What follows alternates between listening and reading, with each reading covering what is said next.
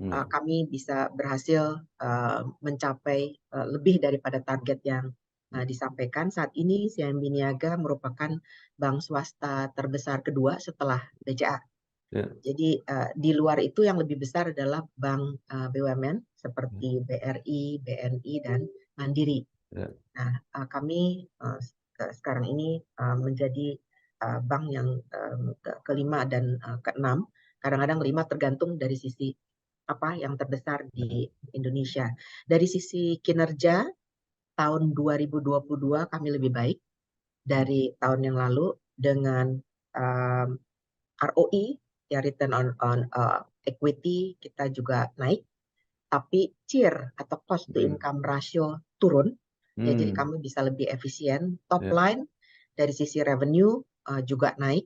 Nah, NPL ini juga berhasil turun dari 6 tahun terakhir yang terendah di bawah 3%. Dengan tekad bersatu mengabdikan karyamu, membangun Indonesia Raya.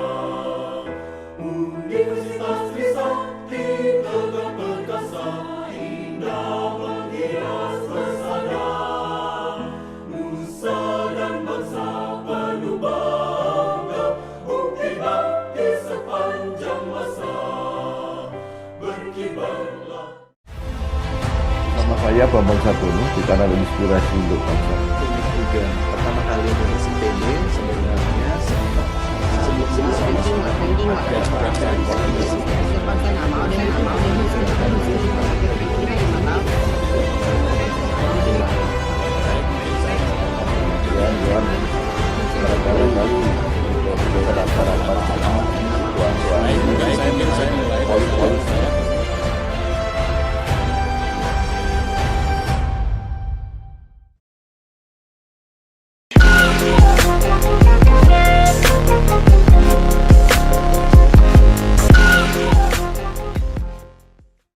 Assalamualaikum warahmatullahi wabarakatuh.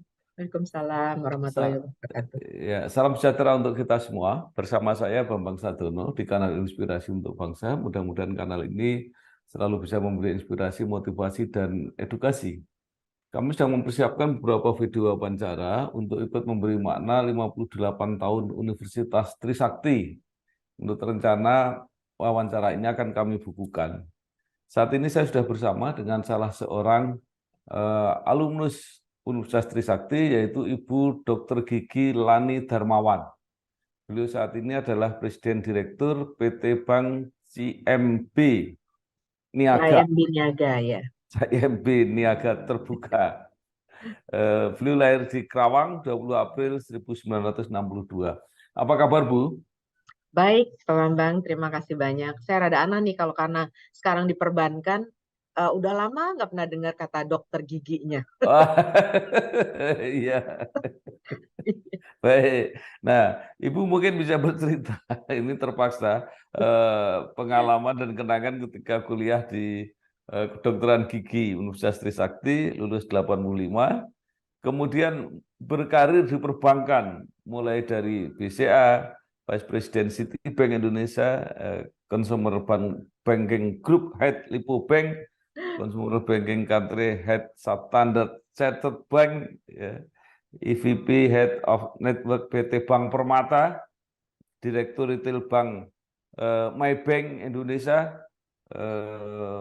hampir semua bank kelihatannya ini pernah, Bu, ya. Direktur Bankan Konsumer PT Bank CIMB Niaga Terbuka, dan saat ini menjadi Presiden Direkturnya.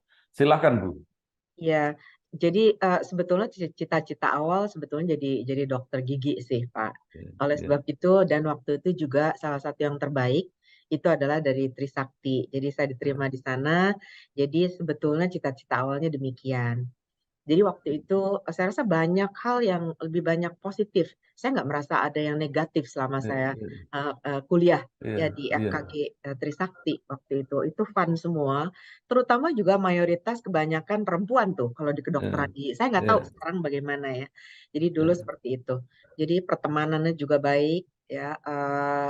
Lalu juga pengalaman banyak sekali. Saya merasa bahwa walaupun sekarang saya berkarirnya di yang tidak sesuai dengan pendidikan saya, tetapi saya rasa bekal untuk ilmu dan juga bekal untuk bisa bersosialisasi di masyarakat itu banyak sekali yang saya bisa dapatkan Ya, dari Trisakti.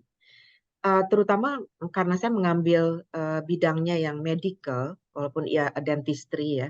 Jadi kan berhubungan juga dengan orang, berhubungan dekat dengan pasien yang orang yang tidak kita kenal. Setiap hari yang datang bisa puluhan, bisa 5, bisa 10, bisa 15 yang tidak kita kenal, tetapi harus secara dekat kita layani.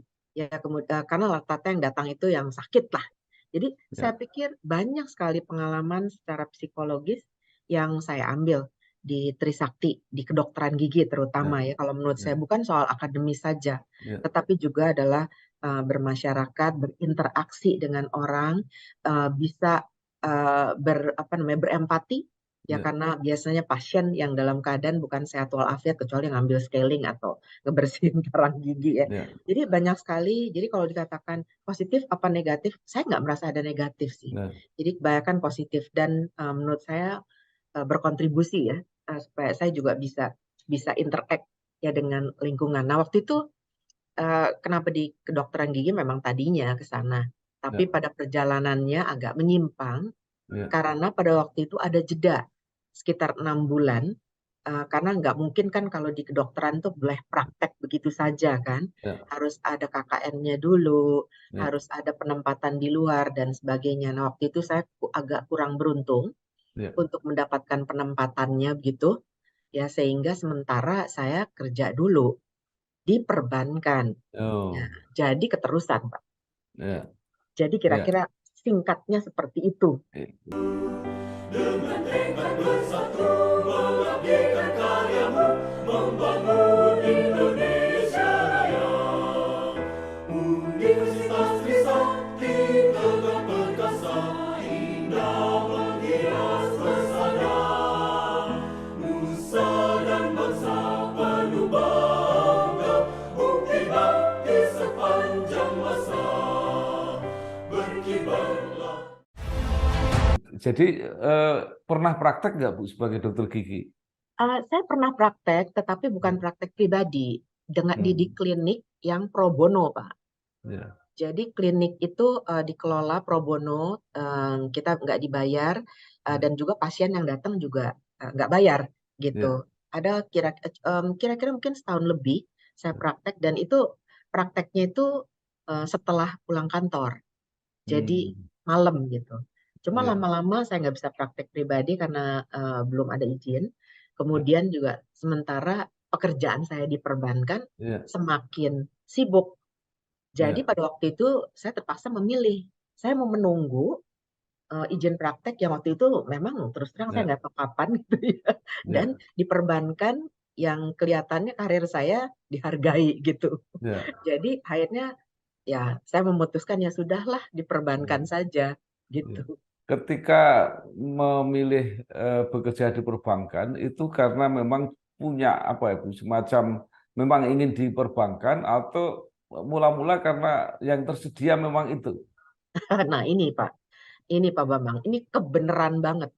Ya, Jadi karena saya nggak bisa bekerja dulu sebagai dokter gigi, ya, nunggu. ya, Saya ini waktu itu dengan beberapa teman itu lulus ya, lebih dulu. Tetapi kan kalau di kedokteran dan kedokteran gigi itu kami harus ada sumpah dokter ya, Pak. ya, Jadi harus menunggu lah yang lain. Nah, waktu jeda itu sekitar 6 bulan. Dan saya daripada nggak ngapa-ngapain kan tidak ya, produktif. ya, Jadi saya itu melamar pekerjaan ya. lewat koran. Nah, Hmm, koran waktu itu ada koran Kompas dengan ya, koran Jakarta Post. ya, Nah, di situ ditulis bahwa ada lembaga keuangan yang memerlukan talent untuk ya. membantu pembuatan merchandising katalognya bank. Saya pikir Hmm, apa? Merchandising katalog financial. hmm, Jadi ya nothing tulus lah, saya apply. Ternyata itu adalah American Express Bank. hmm, Jadi saya diinterview lah oleh American Express Bank untuk tenaga temporer. Jadi mereka bilang mereka butuh pekerjaan ini kira-kira 6 bulan sampai 1 tahun. Dan saya pikir saya juga kan nggak akan tetap. Ya, Ya, saya pendidikan saya nggak ada hubungannya dengan ya, finansial, ya, ya kan. Jadi saya bilang, oh, oke lah cocok. Kalau gitu, terus saya di interview, saya berhasil masuk. ya, Lalu mereka bilang, oh oke, bisa bisa segera masuk apa enggak? Untuk saya waktu itu kontrak 6 bulan dulu. ya, Jadi saya bilang, tapi saya nggak bisa tetap ya kontrak. Nah itulah saat asal muasalnya. ya, Nah dalam waktu saya masuk itu mereka memberikan saya training. Ada ya, training finansial, ada training mengenai pengetahuan perbankan, pengetahuan public relation dan sebagainya di bank tersebut. Nah, setelah 6 bulan kontrak saya hampir berakhir, mereka bilang, kenapa kamu nggak menjadi pegawai tetap aja? Ditawarkan menjadi pegawai tetap. ya, Saya waktu itu masih rada sok, Pak. Saya ya, bilang, oh saya mau jadi dokter gigi ngapain? Saya bilang. Tapi terus saya dipanggil oleh country manager Indonesia. Dia bilang begini, dia bilang, loh kamu kan nothing tulus. Kalau memang ternyata dalam perjalanan nanti mau resign juga ya sudah. Kenapa nggak diterima aja sih? Tunggu katanya sampai sampai tugasmu di dokteran gigi itu nanti ada. Terus saya pikir-pikir, ya deh. Yang penting kan saya nggak ingkar janji kan. Jadi ya, saya bilang sama dia, oh oke deh.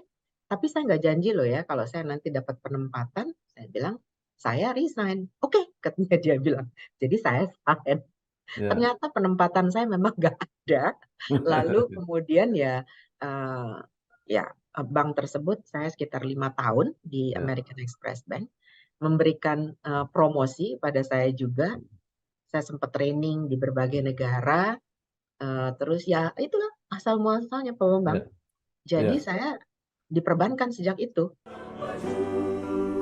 Dengan tekad bersatu mengabdikan karyamu, membangun Indonesia Raya. Universitas Trisakti tegak perkasa, indah menghias pesona. Nusa dan bangsa penuh bangga, bukti bakti sepanjang masa. Berkibarlah. Iya. Nah, Iya. apakah nggak ada persoalan ya antara keahlian atau pengetahuan di bidang perbankan dan kemudian meninggalkan keahlian di sisi yang lain, keahlian dokter gigi yang sudah dipelajari begitu lama, itu seperti apa, Bu? Apa langsung cocok aja pekerjaannya itu? Jadi sebetulnya sih waktu di awal-awal kaget-kaget, Pak Bambang. Ya, Jadi saya masuk ke industri ya, pekerjaan sehari-hari yang nggak pernah saya jalankan sebelum. ya, Cuma sebenarnya begini, ada satu jembatan ya, pada waktu saya tuh seringkali mengisi waktu luang itu jadi penerjemah bikin katalog. ya, Penerjemah. Nah, kebanyakan perusahaan itu di Singapura. Jadi misalkan bikin koin edisi khusus, terus bikin kayak patung edisi khusus. Mereka tuh dulu kan nggak ada digital ya, ya, lewat bikin brosur-brosur untuk Singapura, tapi diterjemahkan dalam bahasa Indonesia. Karena mereka juga ada nasabah atau customer di Indonesia. ya. Jadi paling sedikit banyak di luar kedokteran gigi, saya juga interact sama mereka dan mereka bilang nih harganya sekian, menurutmu gimana dan sebagainya. Tapi kan itu cetek bener lah, nggak Ya. ada dukungan finansial. Nah kebetulan pada waktu saya pertama kali join American Express Bank itu di merchandising. Jadi nggak terlalu finansial awalnya. Ya, Jadi ya, saya tuh bukan ditaruh di finance, bikin ledger ya, misalkan, ya, terus bikin raca, tidak Pak. ya, Jadi saya merasa tidak ada kesulitan. ya, Jadi saya diminta bikin program yang related ke direct sales, kemudian juga bikin materi promosi, ya, materi PR, public relation. Ya, karena pada waktu itu kan bagaimana berhubungan dengan media dan sebagainya. Saya ditrain, saya dikirim ke Hong Kong ya, untuk train ini kayak gini gini gini. Nah, mungkin otak saya rada mending, jadi rada cepat juga mungkin ya Pak ya. Jadi ya, rada kepake lah. Mungkin ya, mereka juga pada waktu itu rada tepos seliro nih anak masih kecil masih muda gitu ya, ya. Jadi ya oke lah gitu. ya, Jadi awal-awalnya sih kaget sih. ya, Tapi kemudian saya pikir oh ya ini ilmu baru ya, ya ilmu baru ya nggak apa-apa lah. Sebab ya, kalau di kedokteran kita ini kan biasa menghafal gawat Pak. ya, Ya kan? di dokter menghafal syaraf lah, menghafal muscle, Ya, menghafal segala sesuatu tuh hafalan tuh di anak-anak kedokteran rata-rata kuat, Pak. ya, Kalau nggak kuat pusing juga. Jadi ya. sebenarnya pertama kaget sih, Pak. Jiwa bergerak maju dengan tekad bersatu mengabdikan karyamu membangun Indonesia Raya.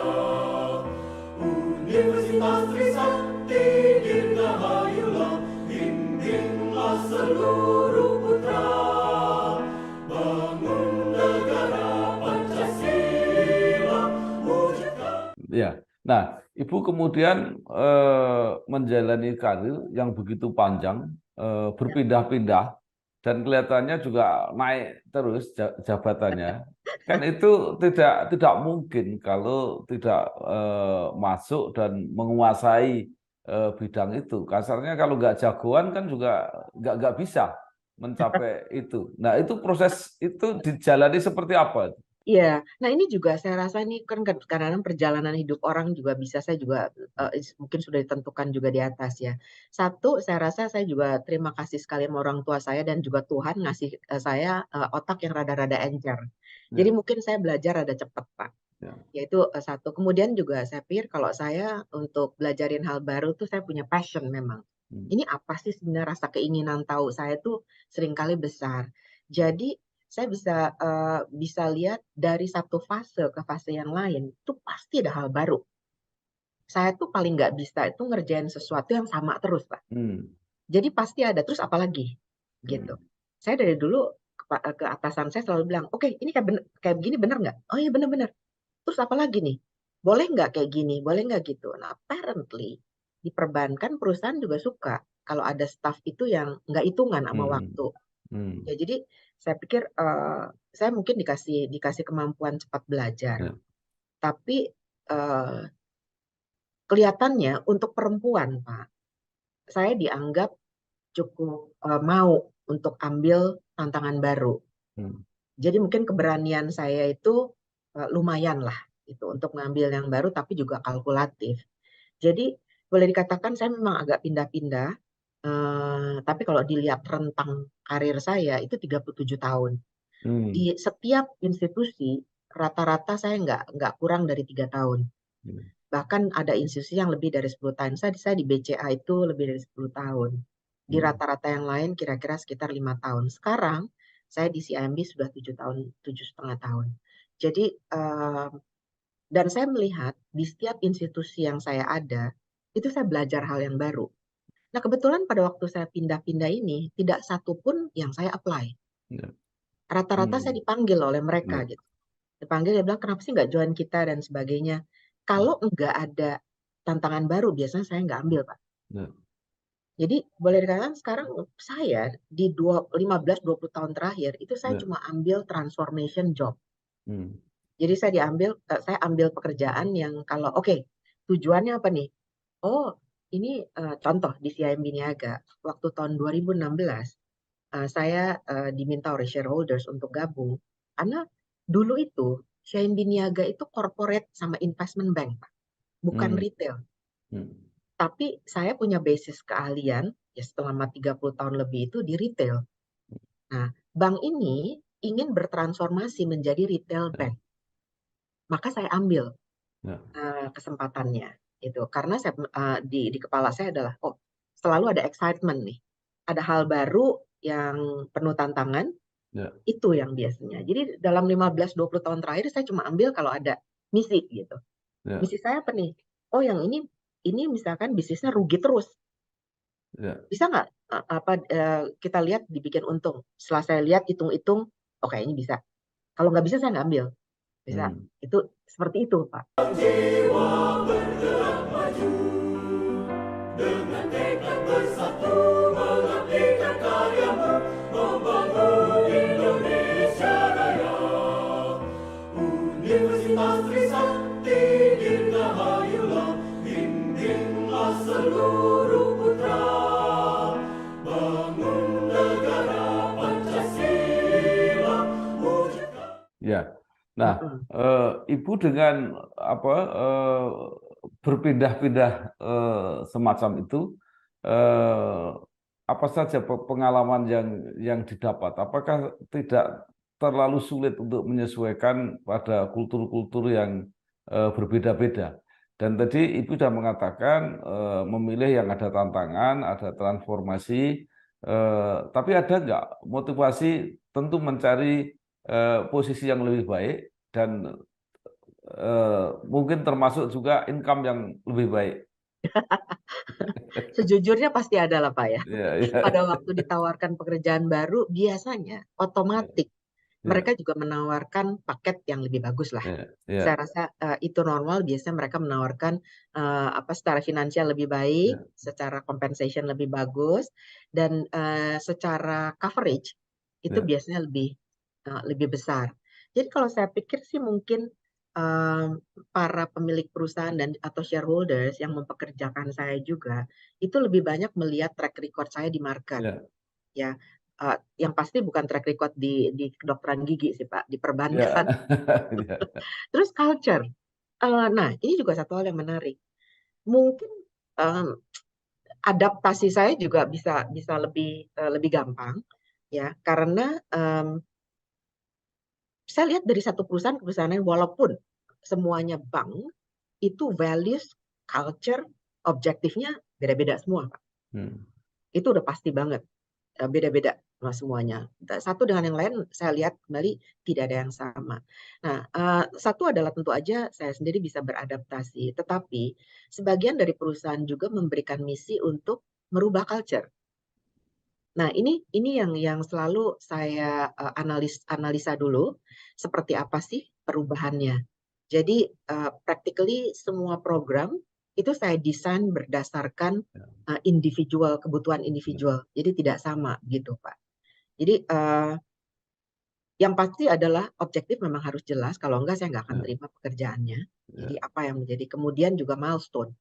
ya, Jadi misalkan, oke, ini bisa nggak dibuat menguntungkan dalam 2 tahun, dalam 3 tahun, begitu. Jadi jelas supaya jangan cuma memberi janji bukan bukti gitu, ya, kira-kira.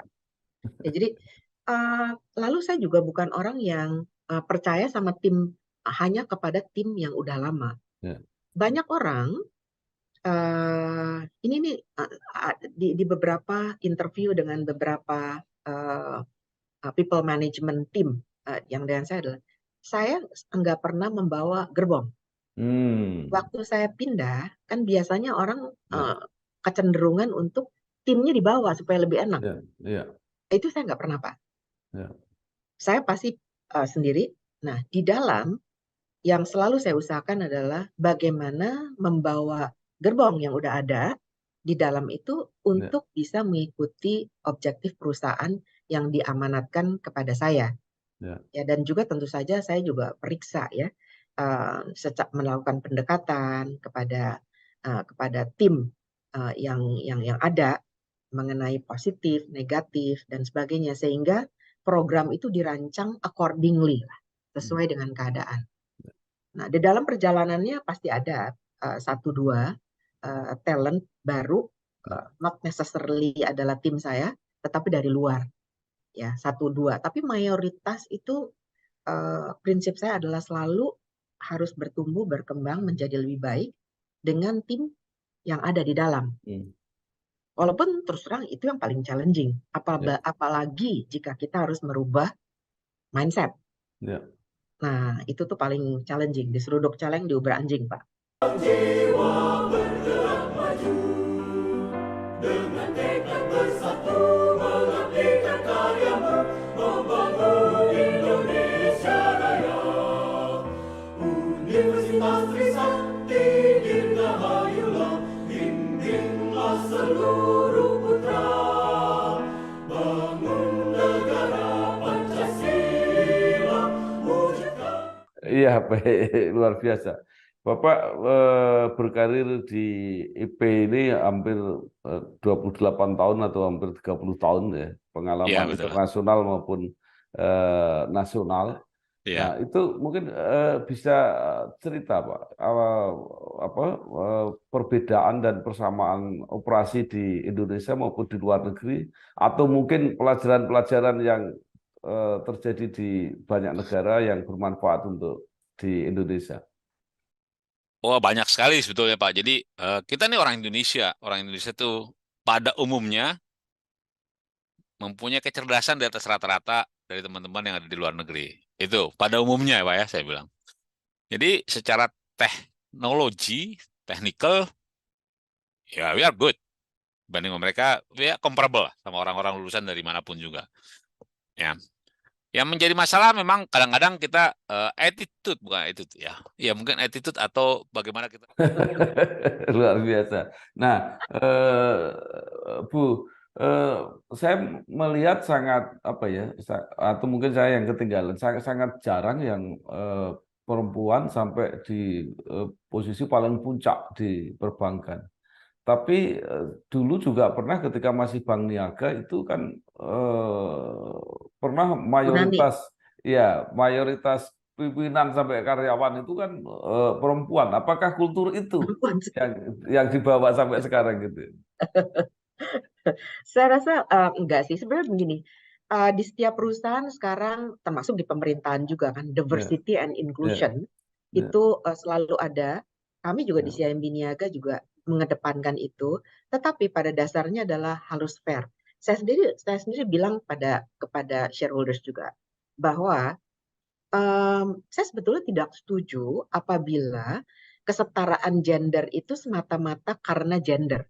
Jadi kita itu ditunjuk karena perempuan, ya, misalkan. Tentu saja tidak kan. Dari ya, sisi kemampuan harus bisa dibuktikan, dan ya, saya rasa sih kalau untuk posisi CEO ya, ataupun presidir ya, itu shareholders nggak akan sembarangan lah Pak. ya, Biasanya mereka agak beresiko kalau misalnya mengambil cuma berdasarkan gender. Tetapi ternyata Pak, ini yang ya, menarik nih. ya, Zaman sekarang ini eh, nilai atau values di mata orang lain, perusahaan untuk punya pemimpin puncak yang perempuan tuh jadi lebih tinggi. oh, ya, Karena kenapa? Karena diversity and inclusion ya, itu menjadi salah satu program sustainability ya, ya, gitu. Nah, saya rasa di CIMB Niaga mungkin kebenaran ada saya lah, Pak. Ya kan? ya, Jadi mungkin nilai itu jadi ya, tambah satu. Tetapi dari saya pribadi, saya menilai bahwa jangan sampai kita memilih pemimpin ataupun juga leaders ya, ya, tim leaders ataupun sampai ke presidir, ke direktur dan sebagainya hanya berdasarkan gendernya. ya, Jadi tetap harus juga berdasarkan kemampuan, namun tidak boleh membedakan. Misalkan zaman dulu, ini ya, perbedaannya dengan sekarang nih Pak. Zaman dulu ada orang yang berkemampuan sama, laki-laki dengan perempuan. Pasti yang dipilih laki-laki dulu. ya, Karena kenapa? Ada stigma bahwa apabila perempuan itu hambatannya banyak nanti. ya, Dikirim ke daerah nggak mau, ya hmm, kan? Nanti ada tugas ini katanya nggak bisa karena suaminya, karena anaknya dan sebagainya. Nah, sekarang itu tidak. Sejauh apabila si talent perempuan itu sendiri pun mau menerima tantangan yang ya. disampaikan. Nah, ini jadi equality-nya sekarang kalau menurut saya di dunia perbankan ini sudah cukup baik. Jiwa bergerak maju dengan tekad bersatu mengabdikan karyamu membangun Indonesia Raya. Universitas Trisakti dirgahayulah, bimbinglah seluruh putra bangun negara Pancasila wujudkan. Nah, tahun 2022 Ibu mendapat penghargaan sebagai Bankers of the Year dari majalah Infobank. Apakah ini merupakan apa ya, puncak atau mahkota dari karir selama ini? Wah, saya grateful sekali tuh, dan saya surprise terus terang, dan saya Ya, juga grateful sekali dari Infobank tuh saya juga nggak tahu tiba-tiba ya, dikasih tahu mengenai recognition itulah. Uh, ya, saya apa? Saya berterima kasih sekali dan juga sangat grateful Pak mengenai yang itu. Apakah itu puncak? Saya juga nggak tahu sebenarnya yang namanya di penghargaan puncak tuh seperti apa. Buat saya, setiap kali satu recognition atau penghargaan positif yang memberi manfaat kepada stakeholders ya bukan saja dari shareholders tapi seluruh stakeholders, dan itu di-recognize dan dihargai, saya rasa saya grateful aja Pak. Nah, sekarang prestasi atau apa yang sudah dilakukan, tadi termasuk dihargai dari Ibu Lani ini, bagaimana diproyeksikan terhadap kinerja dan prestasi Bank CIMB Niaga sekarang? Ya, ini saya 1 tahun lebih, saya menjabat ini sejak bulan Desember 2021. Ya, Ya Pak, jadi 2022 100% itulah yang boleh dikatakan yang saya pimpin. ya, Ya, ya pengumuman hasil tahun 2022 belum diumumkan. ya, Kami baru mengumumkannya minggu depan. Tapi dari hasil dari Q3 dan juga bayangan lah ya Pak ya. Ini ya, bocorannya ya. kita bagus. Hmm, Kami bisa berhasil mencapai lebih daripada target yang disampaikan. Saat ini CIMB Niaga merupakan bank swasta terbesar kedua setelah BCA. ya, Jadi di luar itu yang lebih besar adalah bank BUMN seperti BRI, BNI, dan Mandiri. ya, Nah, kami sekarang ini menjadi bank yang kelima dan keenam. Kadang-kadang 5 tergantung dari sisi apa yang terbesar di Indonesia. Dari sisi kinerja, tahun 2022 kami lebih baik dari tahun yang lalu dengan ROE, ya return on equity kita juga naik, tapi CIR atau cost to income ratio turun. Ya, jadi kami bisa lebih efisien. Top ya, line dari sisi revenue juga naik. Nah, NPL ini juga berhasil turun dari 6 tahun terakhir yang terendah di bawah 3%. Ya, ini juga saya rasa berkat tim yang luar biasa.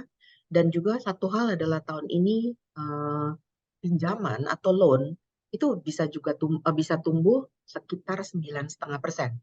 Nah, ini juga never before nih di CIMB Niaga. ya, Selama ini memang di CIMB Niaga selama 4 tahun 5 tahun terakhir itu bergantung pada kalau loan bergantung pada pertumbuhan dari retail, Pak.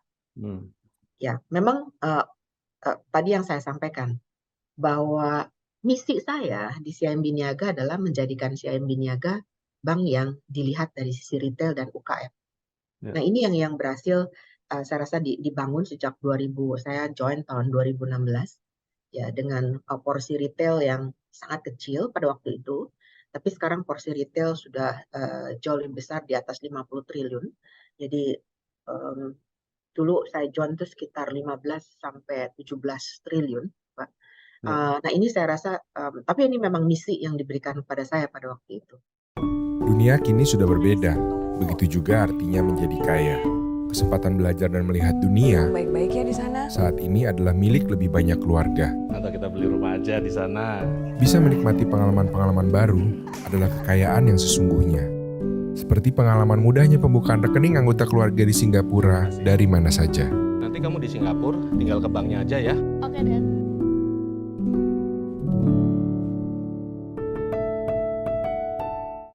Jadi sekarang pun fokus masih tetap retail dipacu terus, tumbuh sekitar tahun lalu retail itu tumbuh sekitar 14%.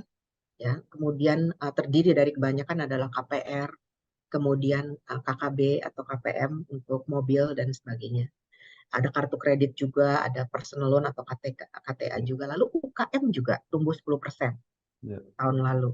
Nah, ini dengan NPL bagus, dan satu hal lagi adalah dari sisi pelayanan, customer experience, kami menggunakan NPS, Net Promoter Score. Nah, itu juga ada highest ever tahun 2017. Net Promoter Score itu skornya di bawah 10. Sekarang skor kita tahun lalu 2022 adalah di 50.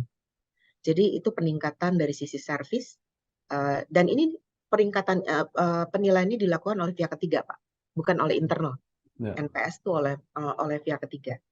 Nah, kemudian juga di luar itu tentu saja biar bagaimana bagus pun adalah tata kelola atau GCG. Nah, ini regulator sangat memperhatikan ya untuk GCG. Saya tadi menghadiri rapat tahunan OJK, ya dihadiri oleh Pak Presiden juga hari ini pagi tadi. kembali lagi dari regulator, dari pemerintah yang mengatakan tolong perhatikan tata kelola perusahaan, GCG.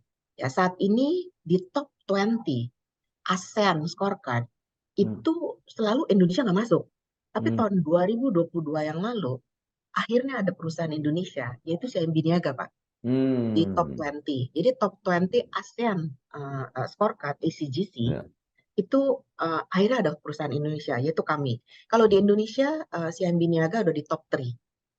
Ya. Udah di top 3 untuk GCG. Nah, ini kan ACGS atau ASEAN Corporate Governance Scorecard ini kan di peringkatnya itu dibuat oleh ASEAN Capital Market ya, Pak.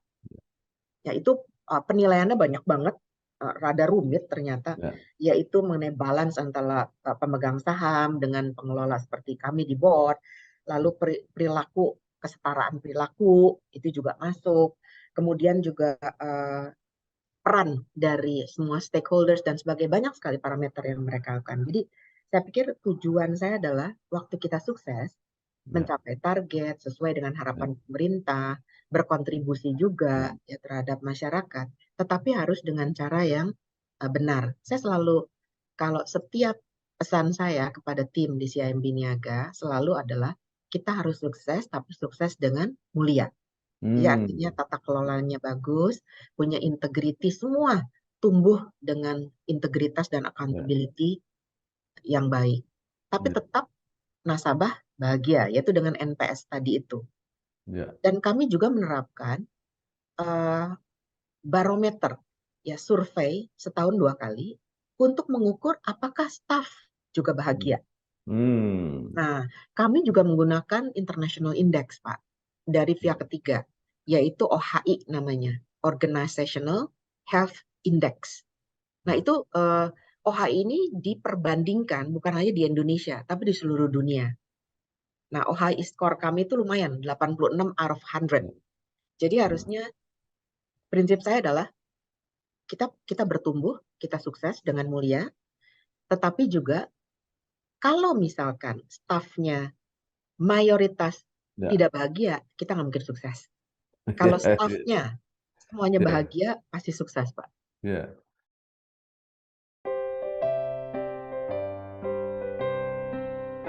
Universitas Trisakti, pusat Wiyakaya, alma mater kita, menyumbang tenaga sajadah, berkarya dengan penuh jiwa, berkibarlah panji-panjimu, lambang jiwa. Jadi luar biasa ya, secara objektif tadi GCG-nya masuk 20 besar di ASEAN. Kemudian ranking bank swastanya kedua di nasional. Ya. Kemudian indeks kebahagiaannya cukup tinggi. Jadi prestasinya bagus tapi karyawannya bahagia. Target transformasi retailnya tercapai, ya. Jadi ini berarti luar biasa sekali. Pertanyaan selanjutnya adalah apa yang akan dikejar lagi untuk masa-masa yang akan datang? Iya, ya saya rasa kami terus-menerus melakukan survei kepada nasabah. Kebetulan Bank CIMB Niaga ini sekarang ini bisnis modelnya adalah universal. Sebetulnya Pak. Jadi bukan misalkan hanya retail bank, investment bank, atau corporate bank saja, tapi universal. Cuma memang dari sisi pertumbuhan, kami banyak berfokus pertumbuhan tinggi harus ada di retail dan UKM. Karena dari sisi risk management itu lebih bisa di-manage. Tetapi korporasi sendiri pegang peranan penting, terutama kami banyak sekali bekerja sama dan juga mendukung proyek-proyek infrastruktur pemerintah. Ya, jadi termasuk dari sisi loan. Ya, tahun lalu di korporasi pun loannya tumbuh lumayan baik, yaitu di atas 8,5%. Dan kebanyakan sebagian juga adalah di BUMN. Kita mendukung perusahaan-perusahaan BUMN terutama yang bergerak di infrastruktur. Jadi kedepannya selalu kami nilai dari survei para nasabah maunya kemana, tapi satu hal yang kami akan terus berinvestasi adalah digital. Nah, tahun 2017 waktu itu kami memutuskan untuk menginvestasikan dana Hmm. untuk bisa bertransformasi secara digital, yaitu melakukan replatforming dari Oktomobile, ya digital bank kami sendiri, Octoclicks, lalu dari sisi bisnis juga ada namanya Octobiz Channel, ya. Mungkin kalau dari BUMN, Bapak kenal ada Kopra, ada Living gitu ya. Ya. Di kami itu udah ada nih sejak tahun 2018. Nah ini terus kami investasikan. Untungnya kami sudah investasi itu sejak lama. Pada waktu pandemi 2020 kami selamat. Karena nasabah masih bisa tetap berinteraksi lewat digital. Nah, tentu saja kembali lagi fokus tetap ada di retail dan UKM, ya. Channel-channel yang lain yang dipilih oleh nasabah tetap kami perbaiki, ya. Walaupun sekarang ini 96% dari transaksi nasabah sudah ada di digital channel. Oh. Ya, jadi baik retail maupun non-retail, Pak. Korporasi pun sudah ada di BIS channel. Nah, yang datang ke cabang itu cuma 4%. 4%. Ya, nah makanya cabang kami dandani juga yang 4%, untuk yang 4%. Karena perhitungan kami sekarang untuk saat ini sampai 3 tahun ke depan, itu kami tetap harus ada cabang.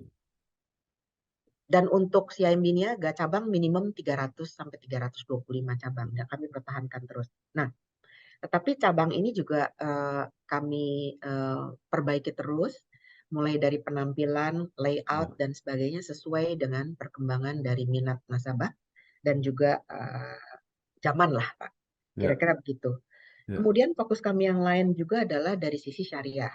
Nah, ini tahun 2016 saya join pertama.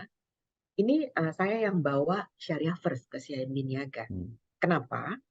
Saya sendiri bukan Muslim, tetapi saya melihat bahwa syariah ini dan akad-akad syariah itu justru sangat baik dan bisa dipakai, dan juga untuk produk bisa dibeli, tidak perlu sesuai dengan agama. Siapa saja sebetulnya bisa. Karena banyak akad yang sebetulnya untuk masyarakat itu lebih baik, lebih fair. Nah, ini tahun 2016 itu kami perkenalkan syariah first. Jadi produk-produk syariah, misalkan dari tabungan sampai produk-produk financing kayak KPR dan sebagainya, itu kami buat versi syariah. Nah, dibuat versi syariah dan juga kami carikan akadnya, termasuk korporasi. Misalkan, ini CIMB Niaga sampai detik ini hanya memiliki yang hanya punya produk pinjaman untuk korporasi, untuk non retail, syariah yang kami sebut Salam, ya, di mana ini adalah off balance sheet loan, Pak, untuk nasabah. Jadi akan sangat menguntungkan, tapi completely 100% comply. Hanya akad yang memang di konvensional tidak ada. Nah, ini kami pertuan. Nah, ini pada tahun 2022 yang lalu pertumbuhan terbesar dari korporasi karena akad ini. BUMN sangat tertarik. Mereka tidak bisa dapatkan di bank BUMN. Dan juga dari KPR. Sekarang 57% KPR sejak 4 tahun yang lalu, KPR CIMB Niaga itu adalah KPR syariah. Tidak peduli agamanya apa yang menjadi nasabah. Itu campur, Pak. Nah, pertumbuhan syariah sendiri sangat pesat. Saya mau melihat datanya, tetapi porsi syariah di CIMB Niaga itu sekarang sudah sangat tinggi. Lalu porsi haji juga kami kelola, Pak. Sekarang kami pemain untuk porsi haji ketiga terbesar, yaitu yang terbesar BSI karena itu gabungan dari 3 bank syariah, BUS. Kami sekarang di UUS, ya, gabungan 3 BUS, BSI jadi tetap nomor 1. Lalu kami dan kemudian muamalat. Kami nomor 2 sekarang, Pak. Ya, lalu setelah itu adalah muamalat. Nah, kalau lihat dari sisi sebentar. Kalau dilihat dari sisi porsi syariah, tahun 2016 itu porsi syariah cuma sekitar 7-8%. Tetapi sekarang porsi syariah itu sudah di sebentar. Oh, contohnya nih Pak ya, aset ya. Aset tahun 2016 itu kalau dari sisi aset porsi syariah cuma bukan 7%, 5,3%. Sekarang ini di kuartal 3 yang lalu, porsi syariah itu sudah 20% dari aset kita. Nah, kalau kita lihat dari sisi financing, Ya. financing tahun 2016, kalau aset 5,3 ya, financing itu 5,7%.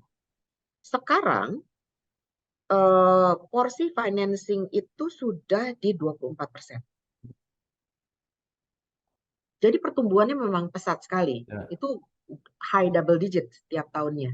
Ya. Kami melihat bahwa dari sisi perbankan, satu franchise value. Ya.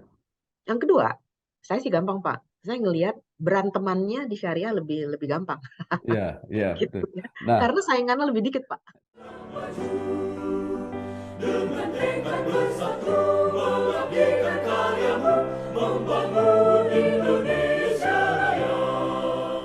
Universitas Trisakti tegak perkasa, indah menghias pesona. Nusa dan bangsa penuh bangga, bukti bakti sepanjang masa. Berkibarlah. ya. Pertanyaannya begini, kan ada aturan bahwa syariah itu tidak boleh jadi apa Bu? Us itu ya. Spin-off ya Pak. Ya, tapi harus spin off. Nah, itu seperti apa rencananya? Ya, ini rada puyang sih Pak terus terang. Tapi ini Ya, harusnya kan kalau lihat undang-undang, tapi undang-undangnya sudah diubah nih Pak. Baru aja ya, ya, bulan lalu ya. Undang-undang yang lama itu mengatakan tahun 2023, tahun ini itu udah terakhir, Juli ya, ya, ya, untuk spin-off. benar. Tetapi kemudian setelah dikaji, ini kan pengkajian saya sendiri, saya dengan Direktur Syariah Pak Panji, kami sangat aktif ya bersama dengan Perbanas, Asbisindo, dan juga OJK serta DPR di Komisi 11 itu sehubungan dengan waktu itu adalah RUU P2SK. Ya, Sekarang sudah diundangkan ya Pak ya, ya, ya, untuk mengkaji bagaimana baik dan plus dan minusnya apabila spin-off dan tidak. Nah, salah satu ternyata dari hasil kajian, spin-off ini belum tentu bisa memperlancar terus ya, laju pertumbuhan industri perbankan syariah. Karena kenapa? Akibatnya bank ini harus mengalokasikan modal tersendiri, ya, mahal ya terpisah. Pak ya. Ya, Lalu operasional pun juga ya, tersendiri, sehingga nanti daya saing mungkin malah akan turun. Sementara kalau dibolehkan secara uus kayak sekarang, boleh dikatakan misalkan saat ini 325 cabang CIMB Niaga, syariah first, jualannya syariah semua. Maka kami tumbuh sejauh bahwa kita punya DPS yang kuat. Nah, di CIMB Niaga ketua DPS-nya adalah Pak Kurai Shihab. Ya, beliau ini teliti sekali. Kalau ada produk pun juga, wah, diulang, dikaji, liatin lagi akadnya dan sebagainya dan sebagainya. Jadi oleh sebab itu di undang-undang yang baru, ketentuan keharusan spin-off tahun 2023-nya ditunda dulu. Dan sekarang masih tetap ada kajian, tapi kajiannya bareng nih perundang-undangannya Pak. Misalkan persyaratannya apa? Apakah harus setelah 50% porsi maka harus spin off karena sudah dianggap cukup ada critical mass lah Pak ya. Atau ada hal lainnya. Nah ini belum tuntas Pak. Jadi saya pikir tahun ini dengan tahun depan itu perbankan, Perbanas, OJK dan juga dengan DPR itu akan merumuskan kembali. Jadi undang-undangnya mengatakan DPR akan berkonsultasi dengan OJK Pak. Yang pasti adalah tujuannya pertumbuhan ekonomi syariah lah Pak. Aduh. Jangan-jangan gigi berlubang. Biayanya besar nggak ya ke dokter gigi? Tenang, Pepsodent beri konsultasi dokter gigi gratis. Scan untuk bicara dengan dokter gigi. Tasya, gigi bisa berlubang, tapi jangan khawatir. Pepsodent perbaiki lubang kecil tak kasat mata 10 kali lebih kuat. Cegah gigi berlubang. Dan gratis konsultasi dokter gigi di handphonemu kapanpun dengan Pepsodent. Baik, menarik sekali diskusinya, Bu. Tapi kita punya hambatan waktu. Tapi saya ingin bertanya begini, pembekalan di Universitas Trisakti itu kan terbukti bahwa materi utama keahlian itu bisa ditinggalkan. Tapi pembekalan-pembekalan yang lain apa yang bermanfaat? Saya pikir satu hal adalah saya di Trisakti sendiri, saya percaya sekali kenapa waktu itu masuk Trisakti, ini lembaga yang mempunyai reputasi yang sangat baik dan juga sangat ruler di dalamnya. Oleh sebab itu saya juga join, dan saya merasa secara spesifik saya di kuliahnya di kedokteran gigi, ya practically medical dan juga mechanical sebetulnya di situ. Dan ini menurut saya pembekalan yang luar biasa, bukan soal akademik aja Pak, tetapi adalah soal kesiapan secara mental. Kami jadi dokter itu di universitas, fakultas itu mempersiapkan mental lebih banyak di luar hanya soal akademik saja. Bagaimana menghadapi pasien, dan pasien, kalau pasiennya artinya bukan masyarakat biasa ya, masyarakat yang sedang sakit, punya keluhan. Apalagi di kedokteran gigi Pak, udah gitu suruh duduk di kursi gigi, saya rasa Bambang juga sebel kali kalau ke dokter gigi dengan suara kornya dan segala sesuatu, mulut lagi, coba. Dan kami diberi bekal untuk bagaimana memberikan ketenangan kepada pasien supaya mau buka mulut dan juga nggak nonjok kita Pak lagi ngegor giginya. Jadi saya merasa ini adalah bekal saya. Jadi dimanapun industri kita bekerja, pendidikan ini yang menurut saya sangat berguna Pak. Jadi melayani dengan nyaman gitu ya kira-kira. Iya, bagaimana kita melayani, bayangin Pak, harus mendiagnosa lalu harus bilang, aduh Pak, ini kayaknya harus dicabut, nggak bisa diselamatkan lagi giginya. Ini misalkan mahkota giginya udah hilang dan sebagainya. Bayangin nyabut gigi Pak. Kalau giginya di belakang harus disuntik pula. Baik, terima kasih sekali. Ya, saya terpaksa menyebut Dokter Gigi Lani Darmawan. Saya kalau ke dokter sekarang masih dipanggil Dok Pak. Kalau ke rumah sakit dan dokter. Presiden Direktur PT Bank CIMB Niaga Terbuka.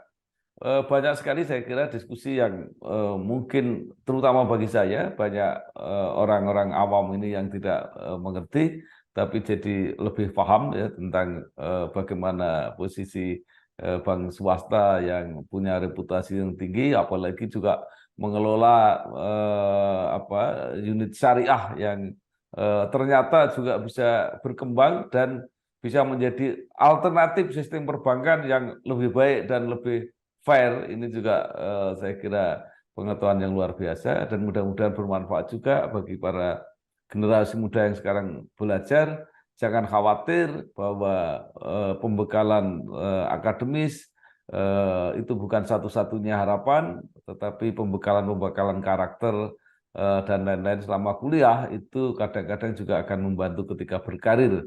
Begitu ya Bu ya. Begitu Saya Pak. kira. Setuju. Terima kasih banyak Pak Bambang. Semoga berguna.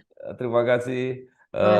Sukses terus. Terima kasih. Wassalamualaikum warahmatullahi wabarakatuh. Terima kasih. Waalaikumsalam warahmatullahi wabarakatuh. Nama saya Bambang Satono di kanal Inspirasi untuk Bangsa. Ini juga pertama kali menulis IPB sebenarnya sebelum ada